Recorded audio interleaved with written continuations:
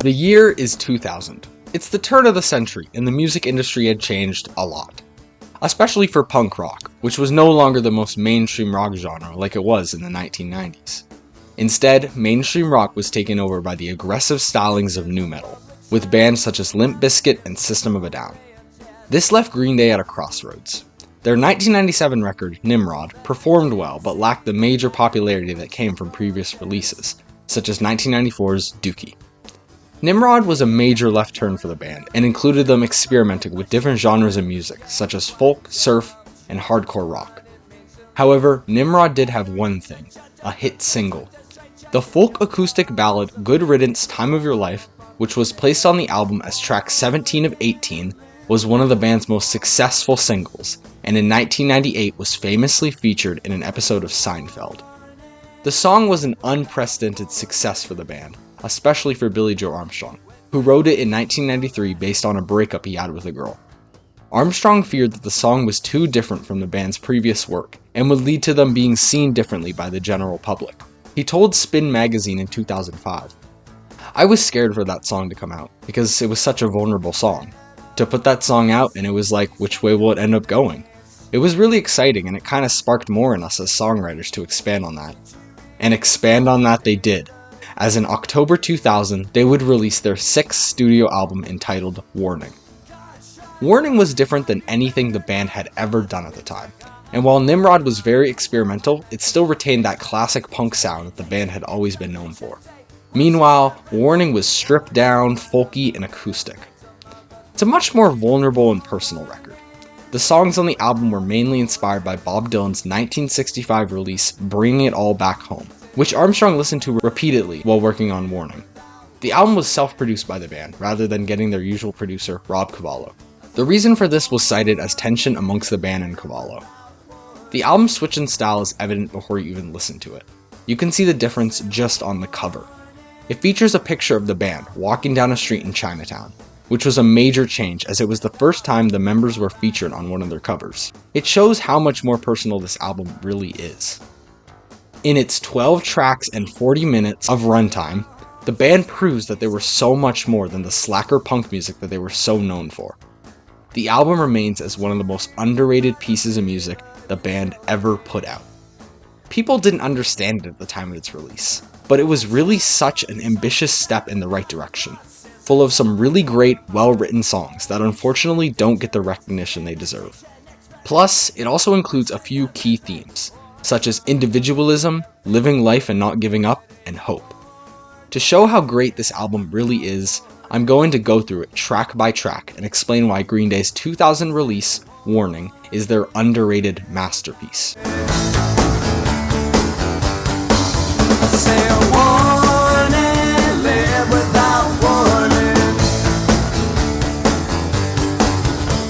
The album begins with the title track, which was also the second single released for it.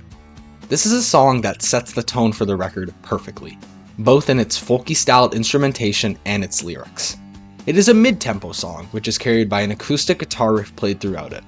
The song is about living your life with risks and not doing what people tell you to do. The instrumental has commonly been compared to the Kinks song Picture Book, and I absolutely understand why, because they do sound extremely similar.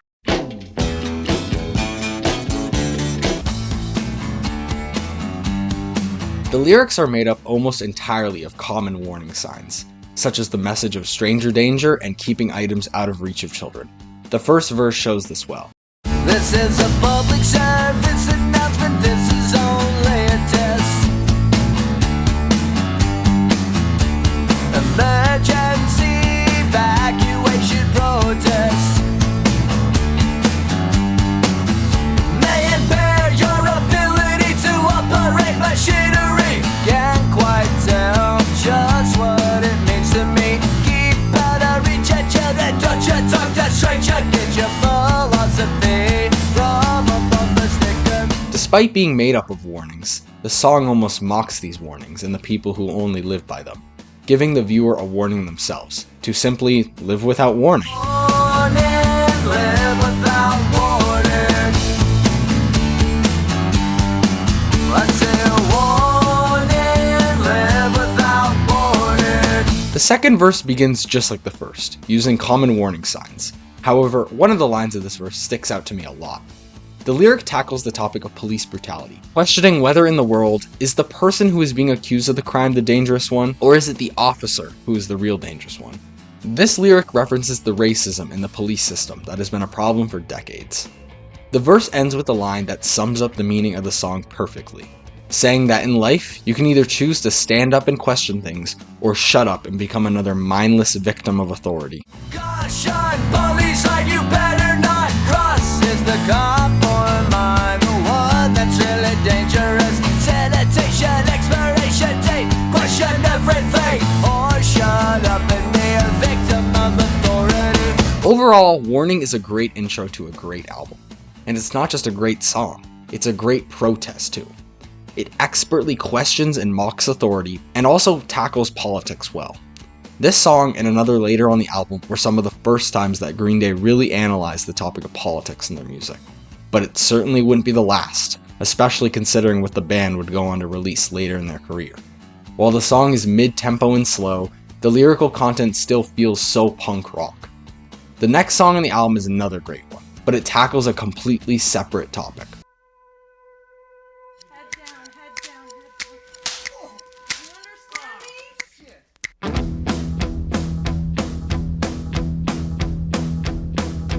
Next up on Warning is Blood, Sex, and Booze, and you essentially get all the info you need just from that title. This is an absolutely dirty, kinky song, which describes a man in a BDSM, S&M-filled relationship. This isn't the first time the band had tackled this topic, as their 1992 record, Kerplunk, featured a nice ditty from drummer Trey Cool all about being dominated, aptly titled Dominated Love Slave. I love feeling dirty, and I love feeling cheap, and I love it when you hurt me, so drive them staples deep. Despite the wild subject matter, this song is certainly one of the best on the album. The song begins with an audio clip featuring a real dominatrix named Simone, whipping one of the band's recording engineers in their studio, which introduces the topic of the song better than anything else ever could. But if you were still confused on what it's really about, the first verse gets into the gritty details, describing a man who is tied up by his lover and loving every second of it. Waiting in a room, all dressed up and bound and gagged up to a chair. It's so unfair. I don't dare move, for the pain she puts me through is what I need. So make it bleed. The chorus features the narrator further begging his partner for more pain from his mistress, as she knows that he will obey every single demand that she says. I'm in distress. Oh, mistress, I confess, so do it one more time. These handcuffs are too tight, well, you know I will obey. So please don't make me pay for the sex you give me. The song goes on straightforward from there, describing more about the narrator's pleasure for pain. Blood, Sex, and Booze overall is pretty direct in its lyrics. It's about dirty, kinky sex. Nonetheless, it's an absolutely kick-ass song. The swinging feels of the verse going into the harder, rockier chorus make for a great structure. Plus, despite how dirty the lyrics are, it's great to see the band sing about something so different from what they usually sing about. Although the next song in the album dives straight back into that classic Green Day feel.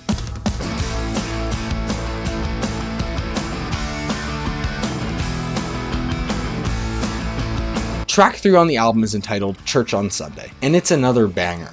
The lyrics describe compromising for a relationship, specifically with the topic of religion. The narrator is in a struggling relationship, in which his partner is religious while he is not. So he finds himself questioning how to deal with this dilemma, ultimately ending with compromise. In a 2000 interview, Billie Joe Armstrong directly related this song to his own marriage with his wife Adrienne, further proving how personal this album truly is. Church on Sunday deals with compromises in the relationship I have with my wife. You have to compromise in every relationship. If you want it to work out, you've always got to look ahead, have a future in front of your eyes, and work on your relationships, no matter if they're with your partner or with friends. There will always be problems, but you've got to find solutions, or at least try to find solutions. I really hope there's a solution for every problem. The first verse establishes the struggling relationship, bringing up the fact that the two partners cannot continue to pretend that everything is alright. Today is the first day of the rest of our lives. Tomorrow is too late to pretend everything's alright now. The pre-chorus establishes more of the narrator's mistakes, representing how the downfall of the relationship has affected both of them. Words but just as beat like a sleep, making your mascara bleed, tears down your face, leaving traces of my mistakes. The chorus brings the compromise, with the narrator promising to go to church on Sunday with his lover, but only if she promises him something later in return. He ensures her that the relationship can continue on if they are able to compromise equally and just trust each other. When I say, if I promise go to church on Sunday, will you go with me on Friday night? If you live with me, I'll die for you and this compromise. Overall, Church on Sunday is a very fun song, but it also shares a very important lesson of compromise. It's written beautifully, in a way that perfectly establishes a failing relationship between two people that just don't want to give up, so they fix it peacefully. It's even more beautiful when you learn how personally it was written by Armstrong about his own relationship. The next song is another one with great songwriting.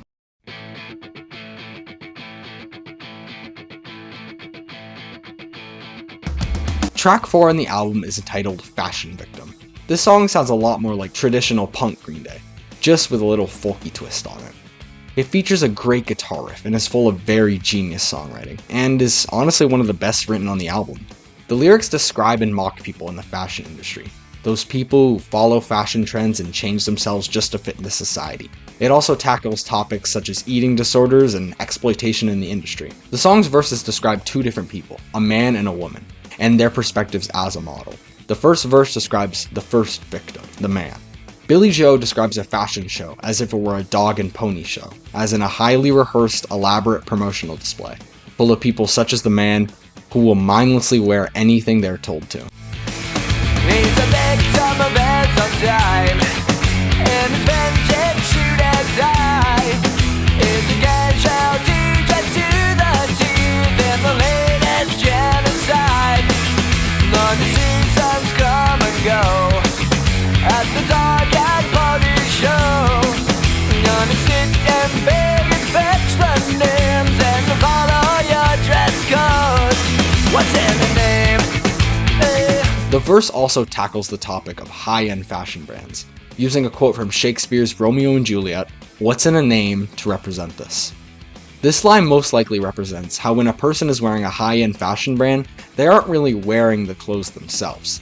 Rather, the perception of themselves that comes with those clothes. These high-end brands show things such as a person's wealthiness and social status. Another line that really sticks out to me is when Billie Joe says that the man is dressed in the latest genocide, which I only presume to be about clothing sweatshops, which infamously have been used by many high-end brands, which directly profit off of human suffering. The second verse tackles the female perspective, describing a well-dressed woman, who may seem like she has it all on the outside, although to the narrator, she looks like hell. It describes this woman experiencing anorexia, which is an eating disorder in which a person starves themselves in order to lose weight, in a genius lyric that describes the condition as if it were a dance move. It also talks about the over-sexualization and exploitation of female models in the industry, with an incredibly gritty lyric expressing how these female models' outfits are designed for the likes of pedophiles. The verse ends with a line that describes the financial situation of these models, as when they keep working, their credit card just explodes due to the expensive costs of most clothes. She's a scented magazine, looking sharp and living clean. Live in a world who dreads to kill, but she looks like hell to me. When you dance and through your wardrobe, do the anorexic go-go. Look with self-repeated files as your credit card explodes. While the verses establish more about the models themselves, the chorus talks about the modeling show, describing it as if it were an auction, where models auction themselves off. You are cheated of your life for the most expensive price. Doing it once, doing it twice, it's gone. Fashion Victim is a genius song. It gets even more genius when you look into the lyrics and listen to it.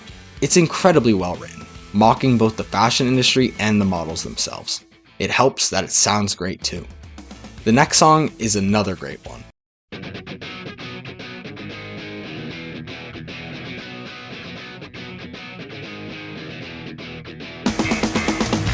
Track 5 on the album is entitled Castaway, another song that sounds just like traditional Green Day. Personally, I'd call it the punkiest on the album. The instrumentation is very fast and catchy, featuring some great bass playing from bassist Mike Dirnt. This fun feel contradicts how bleak the lyrics are, which describe a person who is living with no aim. They're alone, have no friends or family, but they simply don't care. The lyrics uses being cast away as a metaphor for this. While the narrator has no aim, they know they must be going somewhere, but that somewhere is just unknown to them. They're on a desolation road of complete emptiness. I'm on a mission in the destination unknown. An expedition in the desolation road where I'm a castaway, going at it alone. Castaway, now I'm on my own. Castaway, going at it alone. Castaway, now I'm on my own. Lost and found, double-bound castaway. I mentioned Mike Dirnt's bass playing earlier, and it is especially highlighted on the bridge of the song, which reprises the first verse.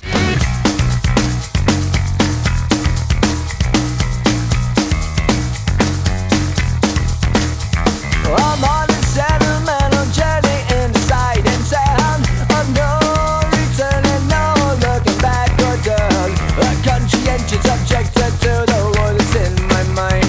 While leaving in the lurch and I'll take it back what's mine. That bass groove on the word objector is just too good. Castaway is great. It's traditional Green Day at their best. Fast, fun, and catchy pop punk. However, the next song is the polar opposite of that.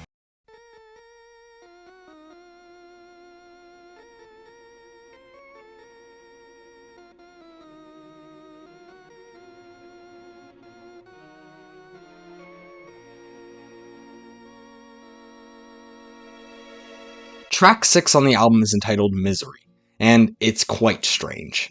It is possibly the most experimental song that Green Day has ever composed, featuring the use of a mariachi-style band, with various brass instruments and accordions in use. It's very theatrical, and the lyrics are very bleak and dark. They tell the story of 4 different characters, named Virginia, Mr. Worley, Vinny, and Gina, who all have one thing in common.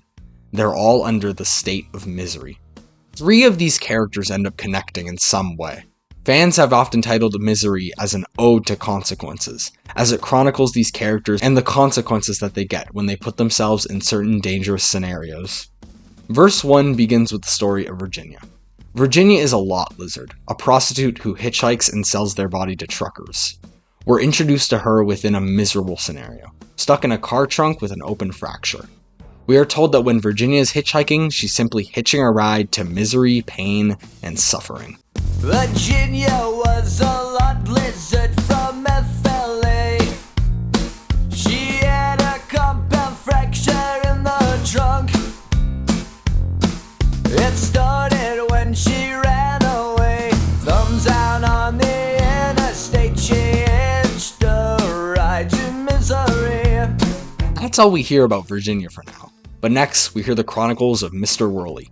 He's the least involved within the story. We hear how he was once a successful man with a large plot of land, but under unknown circumstances described as a catastrophic incident, he had to sell his land, go homeless, and beg in the Height, which is a neighborhood in San Francisco, notorious for its drugs and homeless population. So now, all he can do is sit around and panhandle misery. Mr. Worley had a catastrophic incident. He fell into the city by the bay. He liquidated his estate. Now he sleeps up on the hay, panhandling misery. In the second verse, we are introduced to our next character, Vinny. He's a con man from Amsterdam, who runs a drug cartel within Hollywood. We don't know much more than that about him, because right after he's introduced, we learn his consequence. He's been killed with a baseball bat and found in his Cadillac. Vinny was a hustler out of Amsterdam. He ran the drug cartel in Tinseltown Town. They found him in a Cadillac, bloodshed with a baseball bat in the name of misery.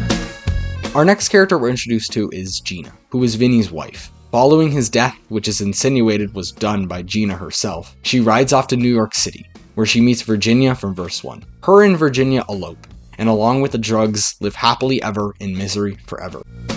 Then Gina hit the road to New York City. Mysteriously the night Vinny croaks. She stopped in Vegas to elope with Virginia and the dope and kiss the bride eternally. That's the last we hear of our characters.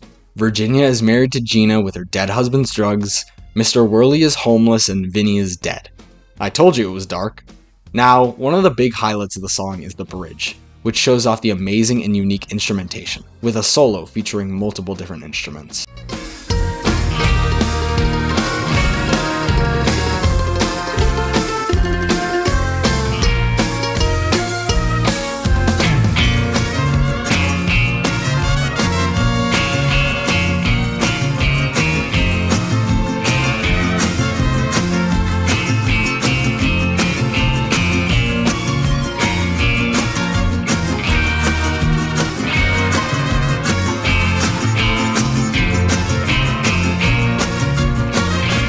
Misery is so insane, especially for Green Day's standards.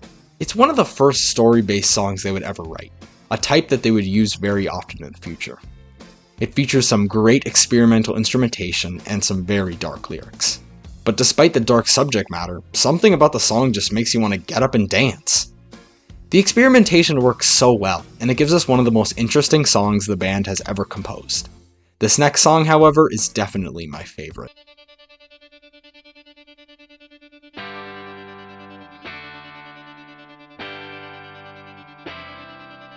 Track 7 on the album is entitled Deadbeat Holiday. This is one of my top favorites on the album, all because of how great it sounds.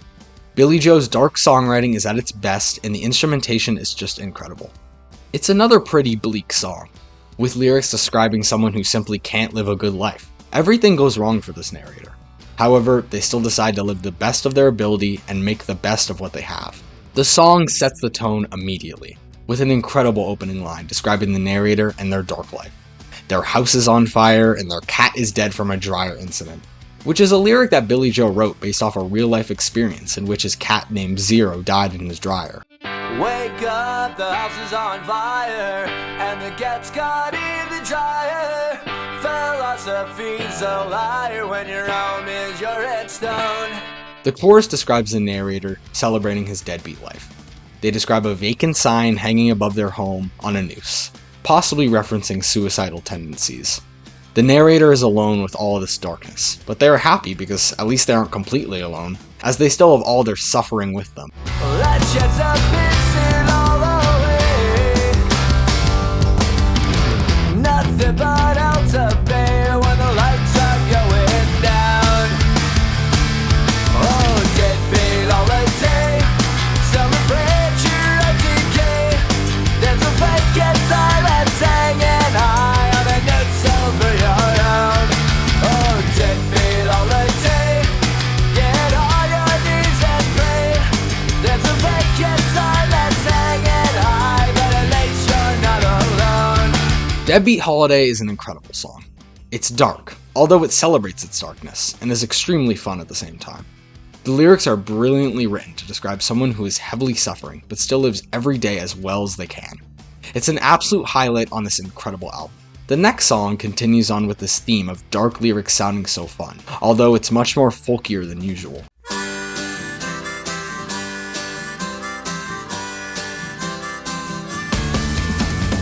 Track 8 on the album is entitled Hold On, and it's certainly the folkiest song Green Day has ever written. It includes the major use of an acoustic guitar and a harmonica. It's very fun, and while I'd say it's probably the weakest on the album, it's still great. The lyrics are about finding strength in yourself, even at a time where you've lost hope and feel as if nothing is going right. When you lost all hope and excuses, and the cheapskates and the losers, nothing planned to cling on to. Gotta hold on to yourself. Verse 2 describes the narrator's struggles and how desperate they are. It expresses their realization that despite how desperate they may be and how hard it may seem, all they have is themselves, and that's all they need in life to get through. A cry of hope, a plea for peace, and my conscience beating. It's not what I want, for it's all that I need to reach the break of day.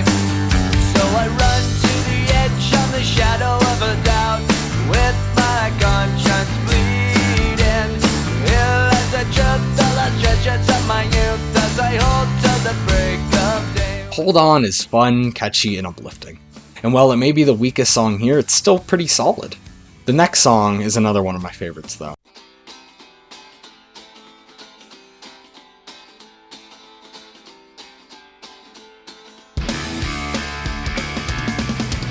Track 9 on the album is entitled Jackass, and it's such a damn good song. It's fast and fun, feeling punk and folky at the same time. It is an anthem for hating someone, and it is written in the most sarcastic and cheeky way possible. It describes the most annoying person that you could ever imagine in this world, someone who cracks bad jokes that only they laugh at. Verse 1 opens with an incredible line that bombastically establishes how much the narrator truly hates this person. To know you is to hate you, to loving you must be like suicide. That lyric is just too good. The verse continues on, describing how talking to this annoying person feels like a one-sided conversation that the narrator just can't handle anymore. I guess I just can't miss having this one-sided conversation again. 'Cause I don't care if I don't care. Well, no one ever said that life is fair. The chorus continues with the sarcastic tone of the song, mocking the guy, describing them as a well-rehearsed fool who no one even likes at all. Well, everybody loves a joke, but no one likes a fool. And you're always cracking the same old lines again. Oh, well, they hurt on every verse, and that was stated clear. But no one understands your hurting. And in the most unexpected yet most welcome addition to the song, a saxophone solo played by Gary Meat comes in. This makes what was already an amazing song an incredible song.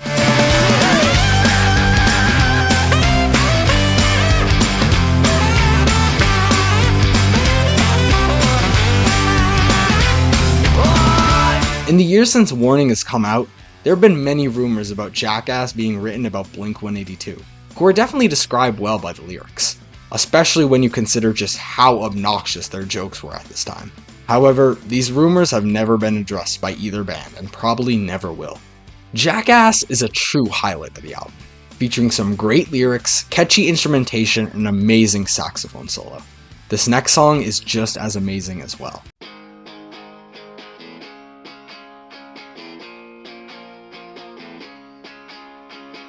Track 10 on the album is entitled Waiting, and it might just be the most uplifting song Green Day has ever written.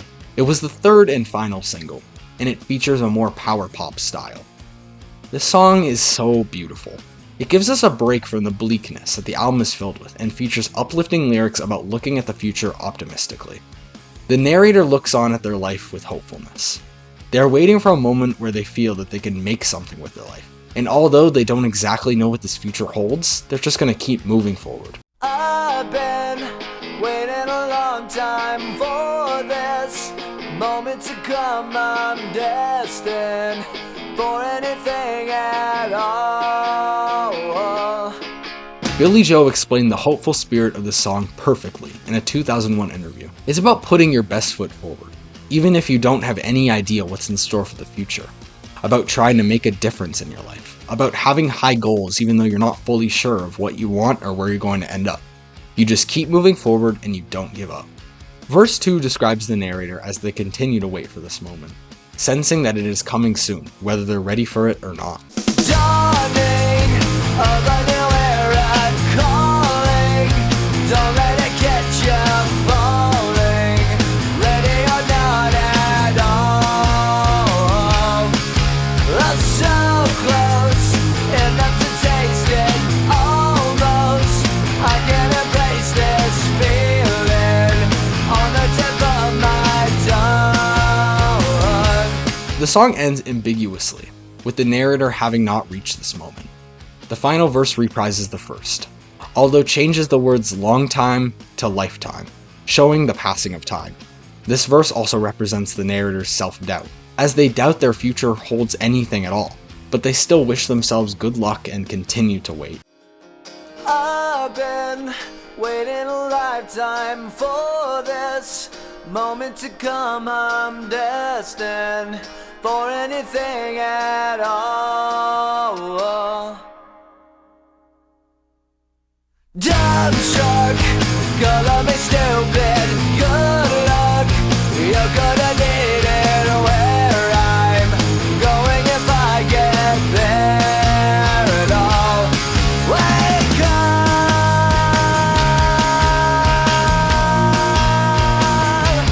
better think your lucky stars.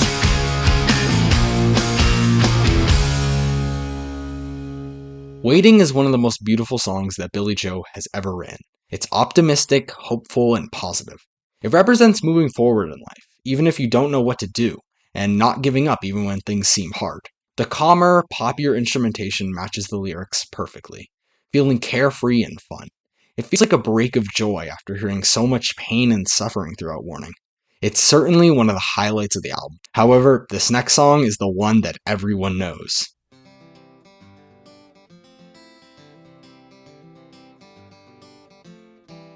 Track 11 on the album is entitled Minority, and this was the big hit featured on Warning.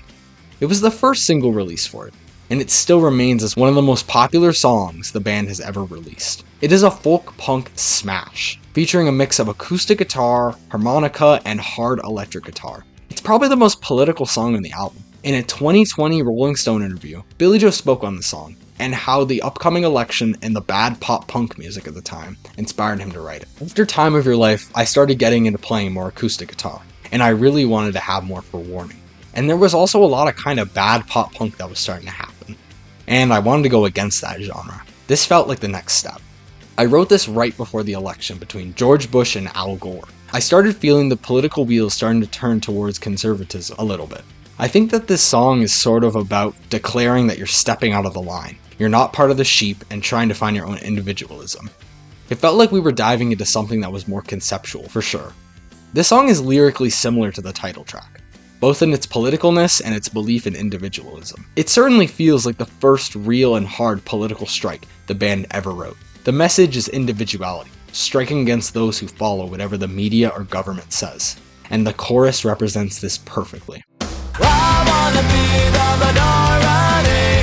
I don't need your authority. Down with the moral majority, 'cause I wanna be the minority. Now, when Billie Joe is saying that he wants to be the minority, he isn't speaking about race. He's speaking about wanting to be an individual person who doesn't follow what everybody else does. The lyric, "down with the moral majority," refers to a real 80s conservative Christian political movement, named the Moral Majority, that was against abortion, gay rights, feminism, and divorce. This lyric is basically saying, fuck them, which is amazing. Verse 1 continues the bashing of America, taking a line directly from the Pledge of Allegiance and flipping it on its head entirely. I pledge allegiance to the underworld, one nation under God, there of which I stand alone. Here, Billie Joe takes the first two lines of the Pledge of Allegiance, but switches America to call it the underworld, and switches God to dog. This switch up shows Billie Joe's true thoughts on America in its current state. He thinks it is hell, and not even God can save it anymore. The term underdog also takes the lyric back to the main theme of individuality. The verse continues, describing the narrator as a singled out person who doesn't allow the media to mold him into being like everyone else, and that's exactly how he likes it. A face in the crowd, a song against the mold. Without a doubt, strangled out the only way I know. 'Cause The bridge describes the narrator's individuality as being a sheep out of the herd, not conforming with the crowd. He's marching to the beat of his own out-of-time drum. stepped out of the line, like a ship runs from the herd, marching out of time. To my love now, the only way I know. Verse 2 includes one of the best lines on the entire album. One that is just so great to scream out loud. Afraid for all, fuck 'em all, you are your side. This line defends the freedom of every person. It promotes being yourself and not listening to what others say. It's also just such a genius line, one that describes the entire message of the song so well. It also just feels so punk rock to scream out, fuck 'em all, and live however the hell you want. Minority is an absolute smash. It hits so hard, with its punchy yet folky feeling instrumentation, and its hard-hitting political lyrics. It really gives you a preview into what Green Day would release later, as their next album would be more political than anything else they'd ever written. The song has since become a staple of the band's live show, and it often includes a harmonica solo from Billie Joe, and of course the entire crowd screaming out, fuck them all. This song is just so perfect. But the album isn't over yet. There's one song left, and this one is the slowest of all.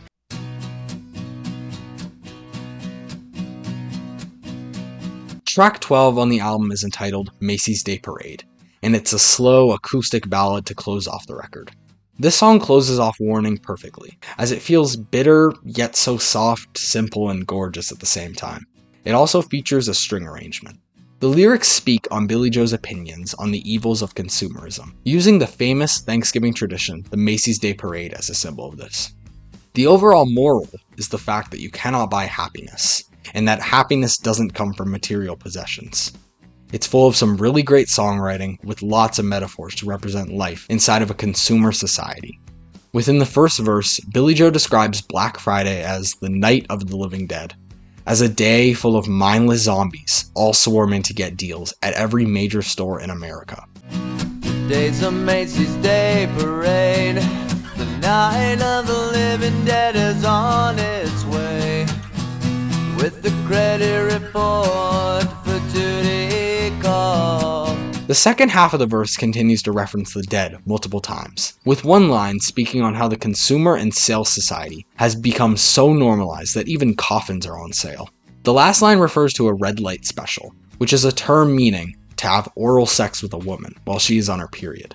But it says that this task is happening at the mausoleum, a structure that encloses a burial of a dead body. This references how the world sexualizes everything, even the dead.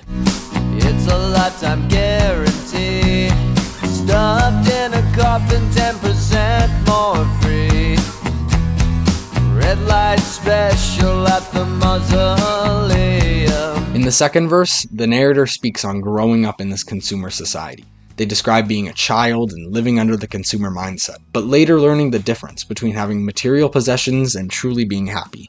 They also speak on learning another difference, the difference between a thief and a crook, as a thief is a person who steals when they need to, and a crook is someone who steals just because they want to. The verse ends with Billie Joe personally speaking about how both of these lessons have helped him, and how he is now spreading these lessons on in his music.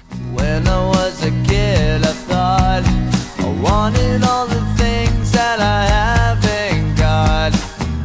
Oh, but I learned the hardest way.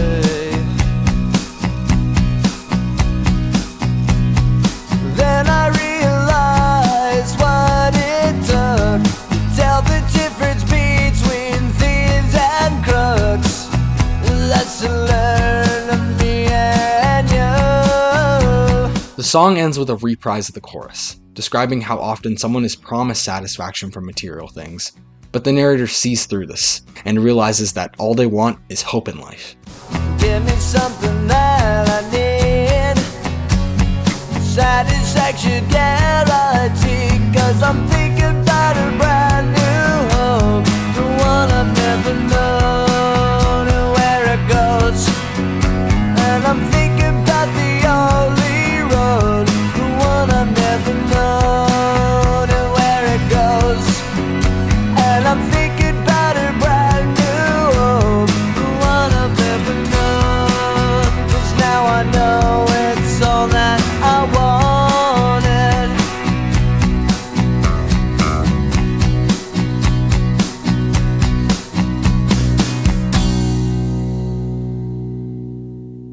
I see this ending as the narrator finally finding happiness and closure in life.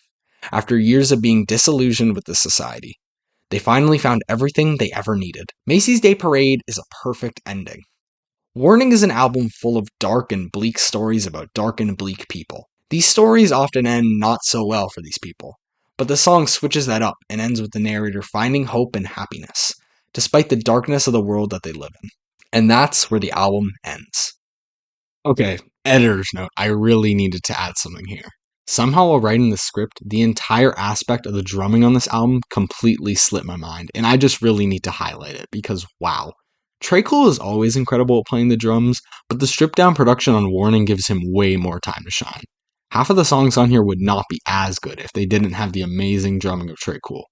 His drumming highlights especially include Church on Sunday, Blood, Sex and Booze, Deadbeat Holiday, and Jackass.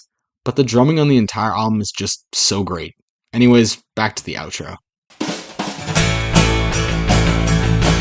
Warning was released October 3rd, 2000, to generally positive reviews from the public.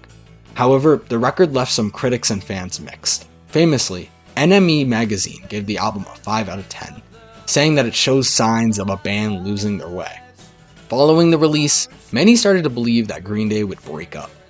They released a greatest hits compilation in 2001 entitled International Super Hits, and then a B-sides album in 2002 entitled Shenanigans, 2 signs that the band was burnt out. This was until 2004, when Green Day would release American Idiot, their comeback smash hit album, and we all know what happened after that. But Warning was simply left in the dust. However, in the past 25 years since its release, it has had a resurgence as one of the band's best albums. It's been called underrated so much that it's even become a joke in the fanbase to call it as such. But the reason people say it so much is because it's true. Warning is truly Green Day's most underrated album. It features some great songs with some really great lyricism from Billie Joe Armstrong. It was experimental, both folky and still punk rock as hell. It's personal, it's bleak, while still being fun to listen to. And that's why Warning is Green Day's underrated masterpiece. It's one of their best albums, and 25 years after its release, it still matters. And it deserves to be remembered not as a misstep, but as one of the boldest, smartest moves the band ever made.